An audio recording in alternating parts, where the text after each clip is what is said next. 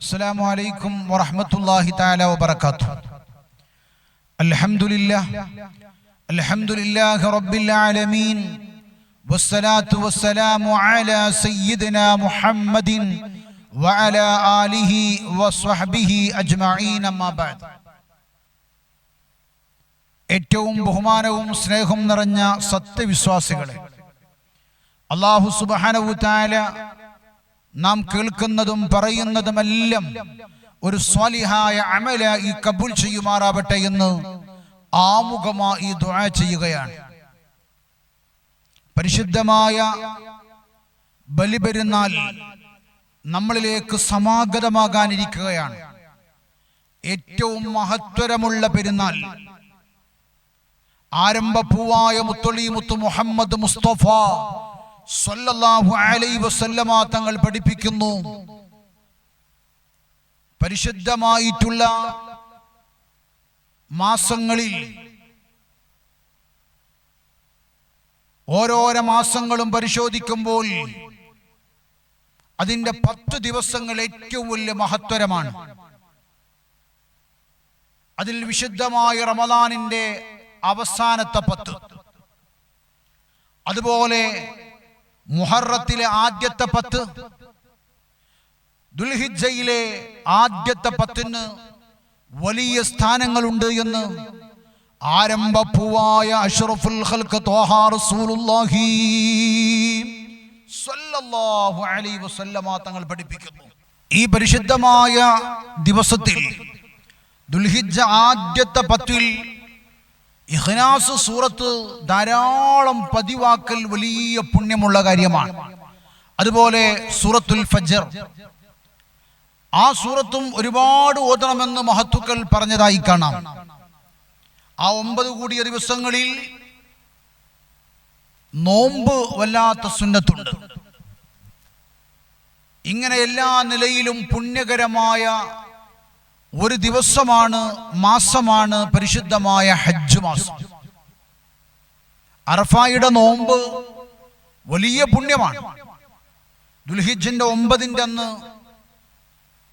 അറഫ നോമ്പ് നോൽക്കൽ വലിയ പുണ്യമാണ്. സുന്നത്ത് നോമ്പുകളിൽ ഏറ്റവും വലിയ ശ്രേഷ്ഠമായ പ്രതിഫലം കിട്ടുന്ന ഒരു നോമ്പും കൂടിയാണ്.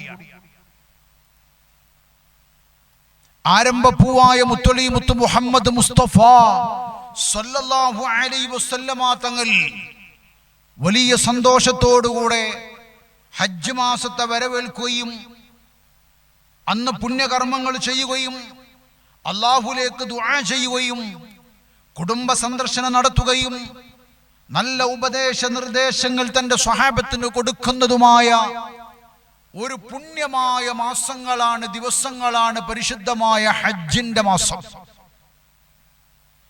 അല്ലാഹു പരിശുദ്ധമായ ഹജ്ജ് ദിവസത്തിൽ കഅബാലയത്തിൽ പോയി ഹജ്ജ് നിർവഹിക്കാൻ, പുണ്യസ്ഥലങ്ങളിൽ ഹജ്ജിന് വേണ്ടി ഒരുമിക്കാൻ അല്ലാഹു നമുക്കൊക്കെ തൗഫീഖ് തന്ന് അനുഗ്രഹിക്കുമാറാവട്ടെ എന്ന് ദുആ ചെയ്യുകയാണ്. ഈ പരിശുദ്ധമായ മാസത്തിൽ വളരെ ശ്രദ്ധിക്കേണ്ട, പടച്ച റബ്ബിന്റെ അടുത്തുനിന്ന് പ്രതിഫലം കിട്ടുന്ന ഏറ്റവും വലിയ കർമ്മമാണ് ഉളുഹിയ്യത്ത്, ബലിപെരുന്നാൾ എന്നാണ് നമ്മൾ പറയാ. വലിയൊരുനാൾ എന്ന് പറയുമ്പോൾ അതിന്റെ അസില് ബലിപെരുന്നാൾ, അറവിന്റെ പെരുന്നാൾ. ഞാൻ ചരിത്രം നീട്ടിക്കൊണ്ടുപോകുന്നില്ല. അതിന്റെ തുടക്കവും അതിന്റെ കാര്യങ്ങളൊക്കെ നിങ്ങൾക്കറിയാം. നമ്മൾ എല്ലാ വർഷവും കേട്ടുവരുന്നതാണ് ഇസ്മായിൽ നബി അലൈഹിസ്സലാത്തു വസ്സലാമിന്റെയും ഇബ്രാഹിം നബി അലൈഹിസ്സലാത്തു വസ്സലാമിന്റെയും ഹാജറ ബീവിയുടെയും ചരിത്രങ്ങൾ നമുക്കൊക്കെ അറിയാം. ഇസ്മായിൽ നബി അലൈഹിസ്സലാത്തു വസ്സലാമിനെ അറക്കാൻ വേണ്ടി അല്ലാഹു കൽപ്പിക്കുകയും പകരം ഒരു ആടിനെ ജിബ്രീൽ അലൈഹിസ്സലാത്തു വസ്സലാം മുഖേന എത്തിക്കുന്ന കഥകളൊക്കെ നമ്മുടെ ഖൽബിലുണ്ട്. ഞാൻ വിശദീകരിക്കുന്നില്ല. ആരംഭപ്പൂവായ മുത്തൊളി മുഹമ്മദ് മുസ്തഫ സ്വല്ലല്ലാഹു അലൈഹി വസല്ലമ തങ്ങൾ പറയുകയാണ്, അള്ളിമൂ ലഹായാകും ഫഇന്നഹാ അലാ സിറാത്തി മതായാകും എന്ന് ആരംഭപ്പൂവായ മുത്തൊളി മുഹമ്മദ് മുസ്തഫ സ്വല്ലല്ലാഹു അലൈഹി വസല്ലമ തങ്ങൾ പഠിപ്പിക്കുന്നു. നാളെ ആഖിറ ലോകത്ത് സിറാത്ത് വിട്ടുകടക്കാൻ ആ മൃഗം കൊണ്ട് കാരണമാകുമെന്ന് പഠിപ്പിക്കുമ്പോ, എന്റെ പ്രിയപ്പെട്ടവരെ, അത് വലിയൊരു ഇബാദത്താണ്, പുണ്യം കിട്ടുന്ന കാര്യമാണ്. പടച്ച റബ്ബിന്റെ അടുത്ത് നിന്ന് പ്രതിഫലം കിട്ടുന്ന ഏറ്റവും വലിയ അമലാണ്. സിറാത്ത് വിട്ടുകിടക്കാൻ, ആ മൃഗം സാക്ഷിയായിട്ട് സിറാത്ത് വിട്ടുകിടക്കാൻ അതിൽ കാരണമാകും. അള്ളാഹു നമുക്ക് തൗഫീഖ് തന്ന് അനുഗ്രഹിക്കുമാറാവട്ടെ. ആരംഭപ്പൂവായ മുത്തുളി മുത്ത് മുഹമ്മദ് മുസ്തഫ സല്ലല്ലാഹു അലൈഹി വസല്ലമ തങ്ങൾ ബലികർമ്മം ഒട്ടകത്തെ 63 ഒട്ടകത്തെ മുത്തുനബി സ്വന്തം കരങ്ങളാൽ അറുക്കുകയും അത് 100 തികയാൻ വേണ്ടി 37 അലിയാര് തങ്ങളെ ഏൽപ്പിക്കുകയും ചെയ്തു എന്ന് ഹദീസിൽ കാണാം. അപ്പൊ 100 ഒട്ടകത്തെ ആരംഭപ്പൂവായ മുത്തുളി മുത്ത് മുഹമ്മദ് മുസ്തഫ സല്ലല്ലാഹു അലൈഹി വസല്ലമ തങ്ങളുടെ സാന്നിധ്യത്തിൽ ഉളുഹിയ്യത്ത് അറുത്തു. അപ്പൊ നമ്മളൊക്കെ മനസ്സിലാക്കേണ്ടത് ഇത് വലിയൊരു പുണ്യം നിറഞ്ഞ വലിയൊരു ഇബാദത്താണ്. അത് തന്നെ ഏറ്റവും നല്ലത് ഒരു ഉരുവിനെടുത്ത്, ഒരു ആടിനെടുത്ത്, ഒരു പോത്തിനെടുത്ത്, ഒരു ഒട്ടകത്തെടുത്ത്, അല്ലെങ്കിൽ ഒരു കാളയെടുത്ത്, ഇങ്ങനെയുള്ള സാധനങ്ങൾ എടുത്തിട്ട് കാളാമൂരി, പശു, പോത്ത്, എരുമ ഇതെല്ലാം ഉളുഹിയ്യത്തിന് പറ്റും. അങ്ങനെയുള്ള ഒരു ഉരുവിനെടുത്തിട്ട് നമ്മൾ വീട്ടിലേക്ക് കൊണ്ടുവന്ന് അത് നമ്മൾ തന്നെ നോക്കി വളർത്തി അങ്ങനെ നമ്മുടെ വീട്ടിന്റെ മുമ്പിലിട്ട് നമ്മുടെ കുടുംബത്തെ, നമ്മുടെ മക്കളെ, നമ്മുടെ ഭാര്യയെ, നമ്മളെ ഉപ്പയെ, നമ്മളെ ഉമ്മയെ സാക്ഷി നിർത്തിയിട്ട് അറുക്കലാണ് ഏറ്റവും വലിയ അഫ്ളലായ രൂപം. ഈ അഫ്ളലായ രൂപം പറയുമ്പോ എന്റെ പ്രിയപ്പെട്ടവരോടൊക്കെ പറയാനുള്ളത്, ഇന്ന് ഒരുപാട് മഹല്ലുകളിൽ സംഘടിത ഉളുഹിയ്യത്ത് നടക്കുന്നുണ്ട്. സംഘടിത ഉളുഹിയ്യത്ത് കൊണ്ട് വലിയ അനുഗ്രഹങ്ങളുണ്ട്. എല്ലാ ആളുകൾക്കും ഇറച്ചികൾ എത്തുകയും അതുപോലെ ആ ഒരു ഉളുഹിയ്യത്തിന്റെ മാസം, പരിശുദ്ധമായ ഹജ്ജ് മാസത്തിൽ എല്ലാവർക്കും അതിലൊന്ന് പങ്കെടുക്കാൻ അതൊരു കാരണമാവുകയും ആ മഹല്ലിൽ ഉസ്താദിന്റെയും ഉമറാവിന്റെയും നേതൃത്വത്തിൽ വലിയൊരു ചടങ്ങായത് നിർവഹിക്കുകയൊക്കെ ചെയ്യുന്ന, അതിനൊരുപാട് ഖാദിമീങ്ങളും ഒരുപാട് ആളുകളും അത് വലിയൊരു സംഭവമായി നടത്തുന്ന മഹല്ല് കമ്മിറ്റിക്കാരുമുണ്ട്, ഉളുഹിയ്യത്ത് കമ്മിറ്റിക്കാരൊക്കെ ഉണ്ട്. വലിയ നല്ലതാണ്, സന്തോഷമാണ്, പുണ്യം കിട്ടുന്ന കാര്യമാണ്. പക്ഷേ വെളുക്കാൻ തേച്ചത് പാണ്ടായി മാറാൻ പാടില്ല. ഞാൻ അങ്ങനെ സംഘടിത ഉളുഹിയ്യത്തിനെ എതിർക്കുകയല്ല, പക്ഷെ അത് വളരെ സൂക്ഷ്മമായി ചെയ്യേണ്ട ഒരു കർമ്മമാണ്.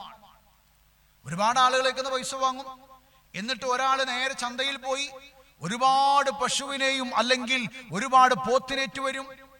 അത് ഇതൊക്കെ നിങ്ങളതാണ് എന്ന് പറഞ്ഞിട്ട് അതൊരു ചടങ്ങ് മാത്രമായിട്ട് അറുക്കുന്ന സംവിധാനത്തെ കുറിച്ചാണ് ഞാൻ പറഞ്ഞത്. അതൊരിക്കലും ശരിയല്ല.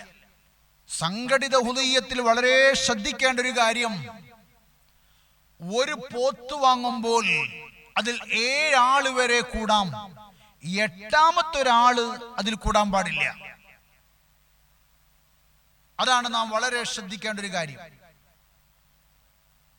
രണ്ടാമത്തത്, ആ ഒരു പോത്തിൽ തന്നെ ഒരാള് നേർച്ചയായി കൂടി, ഒരാള് തന്റെ ഹക്കീക്കയായി കൂടി, ബാക്കി ഒരാള് സാദാ ഉളുഹിയ്യത്തായി കൂടി, മറ്റൊരാള് ഇതുപോലെ തന്നെയാണ് സുന്നത്തായ ഉളുഹിയ്യത്തായി കൂടി. ആർക്കും ആ 7 ആളുകൾക്കും എങ്ങനെയും നിയ്യത്ത് വെക്കാം. ഇവിടെ ശ്രദ്ധിക്കേണ്ട ഒരു കാര്യമുണ്ട്. നമ്മൾ ചന്തയിലേക്ക് പോയി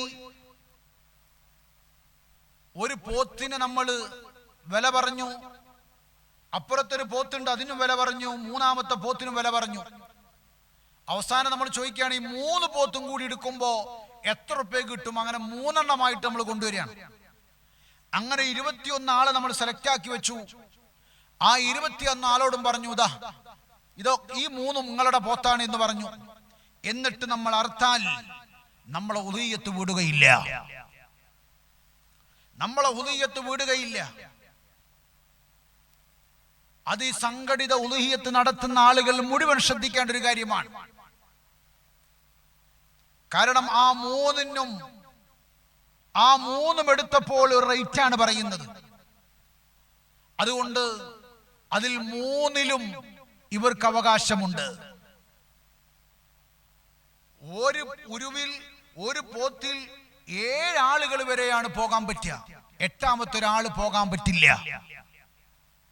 അപ്പൊ അതുകൊണ്ട് നാം ശ്രദ്ധിക്കേണ്ടത്, നമ്മൾ ഒരു പോത്തിന് ഉരുവിനെ വാങ്ങി, അല്ലെങ്കിൽ നമ്മൾ ഏൽപ്പിക്കപ്പെട്ട ഒരാള്, ഒരു മുദീർ, ഒരു അമീർ, ആ അമീർ ഒരു പോത്തിന് വില നിശ്ചയിച്ച് ആ പോത്തിനെ കൊണ്ടുവന്ന്, ആ 3 പോത്തും കൊണ്ടുവരികയാണെങ്കിൽ ഒരേ വണ്ടിയിൽ കൊണ്ടുവന്നോട്ടെ, പ്രശ്നങ്ങളൊന്നുമില്ല.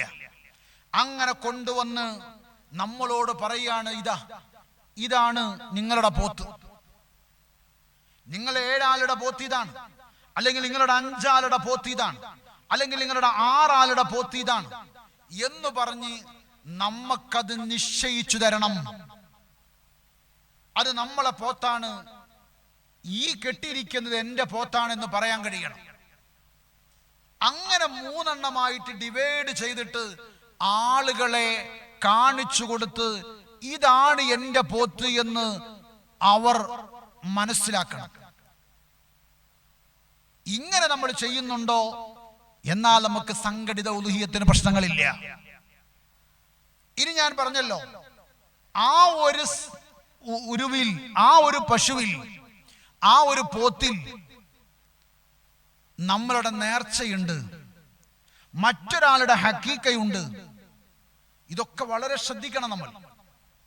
നമ്മൾ അറുത്തതിന് ശേഷം നിയ്യത്ത് വെച്ചിട്ട് കാര്യമില്ല, അറുക്കുന്നതിന്റെ മുമ്പ് നിയ്യത്ത് വെക്കണം. അപ്പൊ ഇത് എൻ്റെ നേർച്ചയാക്കിയതാണ്. ഈ നേർച്ച എന്ന് പറയുമ്പോൾ നമ്മൾ പ്രത്യേകമായി ശ്രദ്ധിക്കേണ്ട ഒരു കാര്യം, നേർച്ചയിൽ നിർബന്ധമാകും.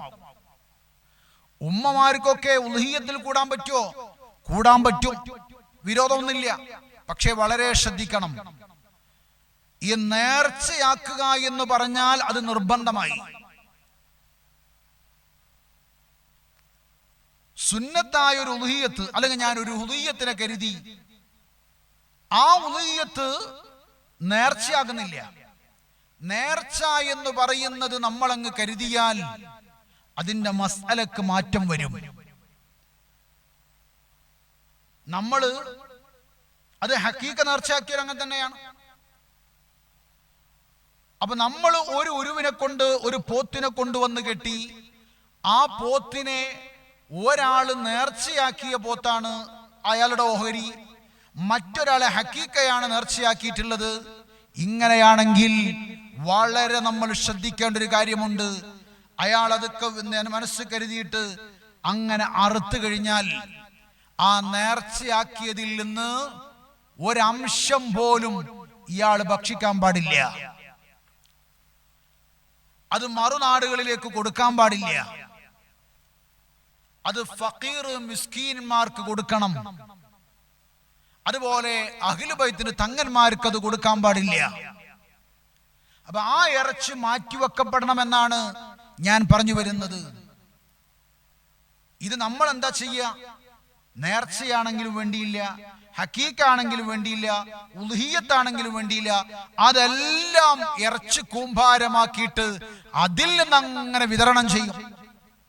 ഇത് ഫക്കീർ എത്തിയിട്ടുണ്ടോ, ഇത് മിസ്കീൻ എത്തിയിട്ടുണ്ടോ, ഇതിന്റെ അവകാശികൾക്ക് എത്തിയിട്ടുണ്ടോ എന്ന് നമ്മൾ ശ്രദ്ധിക്കാറില്ല. അങ്ങനെയാണെങ്കിൽ വെറും ഇറച്ചി കൊടുത്ത പ്രതിഫലമാണ് നമുക്ക് തരിക, ഉൽഹിയത്തിന്റെ പ്രതിഫലം നമുക്ക് കിട്ടുകയില്ല. അത് നമ്മൾ വളരെ ശ്രദ്ധിക്കണം. ഇതിന്റെ മുദീറന്മാർ വളരെ ശ്രദ്ധിക്കേണ്ട ഒരു ഇമ്പോർട്ടന്റ് വിഷയമാണ്. ഒരു ഉരുവിനെ കൊണ്ടുവന്ന് ഇത് ഇങ്ങളിതാണ് എന്ന് ഉറപ്പിച്ച് അതിന്റെ മുമ്പ് അവർ നെയ്യത്ത് വെച്ച് അതിനെ അറുത്ത്, ഇത് നേർച്ചയാണെങ്കിൽ ആ നേർച്ചയുടെ ഷർത്തും ഫർളും പാലിച്ച് അങ്ങനെ ചെയ്യണം. അതിന് ഏറ്റവും നല്ല കാര്യം എന്താണെന്ന് ചോദിച്ചാൽ, അതിന് ഏറ്റവും നല്ല വഴി ഞാൻ പറഞ്ഞു തരാം. നമ്മൾ ഒരു ഉൽഹിയത്തിന് ചേർന്നു, മഹല്ലിൽ ഒരു ഉൽഹിയത്തിൽ നമ്മൾ ചേർന്നു, നമ്മളെ ഉരുവിനറുത്തു, നമ്മുടെ പോത്തിനറുത്തു. നമ്മളെ ഓഹരിയിൽ നിന്ന് നമ്മൾ മാറ്റി വെക്കുമ്പോ ആ ഓഹരിയിൽ നിന്ന് നമ്മളെ വീട്ടിലേക്ക് കൊണ്ടുപോകാനുള്ള കവറും, നേർച്ചയല്ലോ സാധാ അറവാണെങ്കിൽ ആ കവറും, അതുപോലെ കുറച്ച് ഫക്കീറന്മാർക്ക് കൂടി മാറ്റിവെച്ചാൽ അത് വീടും നമ്മളെ ഉളിയത്ത് റാഹത്താവും, സന്തോഷത്തിലാകും. ബാക്കി ആർക്കാണെങ്കിലും കൊടുത്തോട്ടെ, വിരോധമില്ല. സാധാ ഉലുഹിയത്താണെങ്കിൽ. നേർച്ചയാണെങ്കിൽ നമ്മൾ അതിൽ നിന്ന് ഉപയോഗിക്കാൻ പാടില്ല. ഇത് ഫക്കീറിനും മിസ്കീനും എത്തി എന്ന് നമ്മൾക്ക് ഉറപ്പുണ്ടാവണം. ഇത് അഹ്ലു ബൈത്തിന് കിട്ടിയിട്ടില്ല എന്നൊരു ഉറപ്പിക്കണം. അതുപോലെ ഇത് മറ്റുള്ള നാടുകളിലേക്ക് മാറിയിട്ടില്ല എന്ന് നമ്മൾ ഉറപ്പിക്കണം. ഈ കാര്യങ്ങളൊക്കെ നമ്മൾ വളരെ ശ്രദ്ധിച്ചുകൊണ്ടായിരിക്കണം ഇത് ചെയ്യേണ്ടത്. അപ്പൊ ഞാൻ പറഞ്ഞു വരുന്നത്, ഇത് ഇങ്ങനെ തഅയ്യിൻ ചെയ്യുന്ന നമ്മളുടെ ഉരുവിനെ നമുക്ക് മനസ്സിലാകണം എന്നാണ് ഇവിടെ ഞാൻ പറയാനുള്ളത്. ഇതൊരു വിശാലമായ വിഷയമാണ്. വല്ല സംശയങ്ങളുണ്ടെങ്കിൽ ഈ സ്ക്രീനിൽ കാണുന്ന വാട്സപ്പിൽ മെസ്സേജ് അയച്ചാൽ മതി. ഞാൻ പറഞ്ഞു വരുന്നത്, സംഘടിത ഉലുഹിയത്തിൽ വളരെ ശ്രദ്ധിക്കേണ്ട ഇമ്പോർട്ടന്റ് ആയ വിഷയങ്ങളാണ്. ഒന്ന്, നമ്മളുടെ ഉരുവിനെ നമുക്കറിയണം. രണ്ട്, അറുക്കുന്നതിന്റെ മുമ്പ് നിയ്യത്ത് വെക്കണം. നേർച്ചയാണെങ്കിൽ നാം അത് കഴിക്കാനും പാടില്ല. ഫക്കീറന്മാർക്ക് എത്തിയിട്ടുണ്ട് എന്ന് നാം ഉറപ്പിക്കണം. അത് സാധാ ഉലുഹിയത്താണെങ്കിൽ പോലും ഫക്കീർ മിസ്കീൻ എത്തിയിട്ടുണ്ട് എന്ന് നാം ഉറപ്പിക്കണം. നേർച്ചയാണെങ്കിൽ അത് അഹ്ലു ബൈത്തിന് കൊടുക്കരുത്. അഹ്ലു ബൈത്ത് എത്തിയിട്ടുണ്ടോ ഇല്ലേ എന്ന് നാം ശ്രദ്ധിക്കണം. അഞ്ചാമത്തൊരു വിഷയം, ആ നേർച്ചയാണ് എങ്കിൽ അത് മറുനാടുകളിലേക്ക് കൈമാറാൻ പാടില്ല. ഈ വിഷയങ്ങളൊക്കെ നമ്മൾ ശ്രദ്ധിക്കണേ. അങ്ങനെ നമ്മൾ ഉലുഹിയത്ത് അറുക്കുന്ന മൃഗം നാളെ ആഖിറ ലോകത്ത് ഉപകരിക്കുന്ന മൃഗമാണെങ്കിൽ അതിന്റെ പ്രതിഫലം കിട്ടണമെങ്കിൽ ഈ കാര്യങ്ങളൊക്കെ ശ്രദ്ധിക്കണം. ഇതൊരു കടമയായി പോയാൽ അപകടമാണ് എന്നാണ് എൻ്റെ പ്രിയപ്പെട്ടവരോടൊക്കെ പറയാനുള്ളത്. ഇത് നമ്മൾ കുറെ പൈസ വാങ്ങും. ഇത് നമ്മൾ റോട്ടുമ്പോൾ കൂടെ അങ്ങനെ പോകുന്ന ആൾക്കാരോട് എൻ്റെ വക ഒരു ഉലുഹിയത്ത് ഞാൻ എഴുതിയിട്ടുണ്ട് കേട്ടോ, അല്ലെങ്കിൽ ആചാര്യ നിങ്ങൾ ഒരു 4 ഓഹരി ചേർന്നാളി എന്ന് പറഞ്ഞിട്ട് ചേർത്തപ്പെടുന്ന ഒരു ചടങ്ങായി മാറാൻ പാടില്ല. ഇതൊരു നിർബന്ധമായി ഒരാളെയും നിർബന്ധിപ്പിക്കുന്ന അമലായി മാറാനും പാടില്ല. ഇത് സുന്നത്താണ്. ഇനി ഓരോരാളുകൾ അവരുടെ വീട്ടിൽ വെച്ചുകൊണ്ട് ഒരാടിനെ വാങ്ങി, ഒരു പോത്തിനെ വാങ്ങി, അവരുടെ കുടുംബത്തിന്റെ സാന്നിധ്യത്തിൽ വെച്ചുകൊണ്ട് അറുത്ത് അഫ്ളലായ രൂപത്തിൽ അവരത് പാവങ്ങൾക്ക് കൈമാറിയാൽ അത് മഹല്ല് കമ്മിറ്റിയോട് സഹകരിക്കാത്ത വീടാണെന്ന് പറഞ്ഞ് മാറ്റി നിർത്തരുത് എന്നെന്റെ പ്രിയപ്പെട്ടവരോടൊക്കെ സ്നേഹത്തോടുകൂടെ പറയാണ്. കാരണം അതാണ് അഫ്ളൽ, അതാണ് പുണ്യം. ഇവിടേക്ക് ശ്രദ്ധിക്കുമ്പോ, ഇവിടെ നമ്മൾ കൊണ്ടുവരുമ്പോ ഇവിടെ നമ്മളുടെ മൃഗം ഏതാണ് എന്ന് നമ്മൾ ഉറപ്പിക്കണം. അങ്ങനെ ആ ഓഹരിയിൽ 8ാമത്തെ ഒരാള് ജോയിന്റ് കൂടിയിട്ടുണ്ടോ എന്ന് നമുക്ക് ചോദിക്കാം. ആ മനസ്പൊരുത്തത്തോടുകൂടെ ആ 7 ആളുകളും അല്ലെങ്കിൽ 5 ആളുകളും 6 ആളാണെങ്കിലും 4 ആളാണെങ്കിലും അവർക്കതിൽ ഒരു കബൂലിയത്തുണ്ടാവണം. അവരുടെ മൃഗത്തിൽ ഏത് മൃഗമാണ് എന്ന് അതിന്റെ ഷർത്തും ഫർളും ഒക്കെ ഒപ്പിച്ചിട്ടാണല്ലോ സാധനങ്ങളൊക്കെ ആ ഉരുവിനൊക്കെ ആളുകൾ വാങ്ങുക. ഞാനതൊന്നും വിശദീകരിക്കുന്നില്ല. ഇങ്ങനെ സംഘടിത ഉലുഹിയത്തിന് കുഴപ്പമില്ല, അത് നല്ല കാര്യമാണ്. ഒരു മഹല്ലിൽ പ്രോത്സാഹിപ്പിക്കപ്പെടാം, പെടണമെന്നല്ല, പെടാം. അതുകൊണ്ട് ആ കാര്യങ്ങളൊക്കെ ശ്രദ്ധിച്ചുകൊണ്ട് കർമ്മങ്ങൾ നിർവഹിക്കാൻ അള്ളാഹു നമുക്ക് തൗഫീഖ് തന്ന് അനുഗ്രഹിക്കുമാറാവട്ടെ. ഒരൊറ്റ കാര്യം കൂടി ഞാൻ പറയാണ്. ഒരാൾ ചോദിച്ചപ്പോൾ പറഞ്ഞു എന്ന് മാത്രം, മരണപ്പെട്ട ഉപ്പാക്കും ഉമ്മാക്കും വേണ്ടിയിട്ട് ഉലുഹിയത്തിൽ കൂടാൻ പറ്റുമോ എന്ന്. മരണപ്പെട്ട ഉപ്പാക്കും ഉമ്മാക്കും ഉലുഹിയത്തിൽ കൂടണമെങ്കിൽ അവരെ വസിയ്യത്ത് ഉണ്ടാവണം. അവരുടെ വസിയ്യത്ത് ഉണ്ടെങ്കിലേ അവരെ ഉലുഹിയത്തിൽ കൂടാൻ പറ്റുള്ളൂ.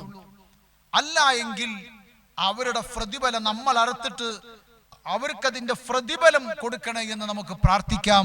ഇൻഷാ അല്ലാഹ് മറ്റുള്ള സംശയങ്ങളൊക്കെ ഉണ്ടെങ്കിൽ ചോദിക്കാവുന്നതാണ്. അല്ലാഹു സുബ്ഹാനഹു തആല ഖബൂൽ ചെയ്യുമാറാവട്ടെ, അല്ലാഹു സ്വീകരിക്കുമാറാവട്ടെ എന്ന് ആത്മാർത്ഥമായി ദുആ ചെയ്തുകൊണ്ട് ഞാൻ നിർത്തുന്നു. അസ്സലാമു അലൈക്കും വറഹ്മത്തുള്ളാഹി.